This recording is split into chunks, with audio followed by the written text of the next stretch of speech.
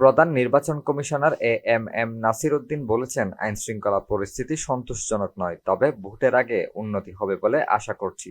বুধবার বিজিবি সদর দপ্তরে নির্বাচনী প্রশিক্ষণ ও মহড়া পরিদর্শনে গিয়ে তিনি এ মন্তব্য করেন। সিইসি বলেন, প্রতিটি আইনশৃঙ্খলা রক্ষাকারী বাহিনী নির্বাচনে তাদের দায়িত্ব পালনে প্রতিজ্ঞাবদ্ধ। তাই ভোটে আইনশৃঙ্খলা রক্ষা করে সুষ্ঠু ও সুন্দর নির্বাচন উপহার দিতে পারব। নির্বাচনের ঝুঁকিপূর্ণ এলাকায় আলাদা আলাদা ব্যবস্থা নেওয়া হবে। তিনি আরো বলেন, আইনশৃঙ্খলা পরিস্থিতি পারফেক্ট লেভেলে চলে গেছে বলে মনে করি না, তবে ধীরে ধীরে স্বাভাবিক হচ্ছে।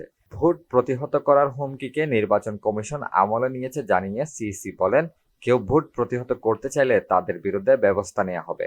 ত্রয়োদশ জাতীয় সংসদ নির্বাচনে সারা দেশে বিজিবি মোতায়েন করা হবে। সীমান্তবর্তী 7টি উপজেলায় এককভাবে দায়িত্ব পালন করবে তারা। ভোট গ্রহণ উপলক্ষে ভোটের আগে ও পরে মোট 4 দিন দায়িত্ব পালন করার কথা রয়েছে সংস্থাটির।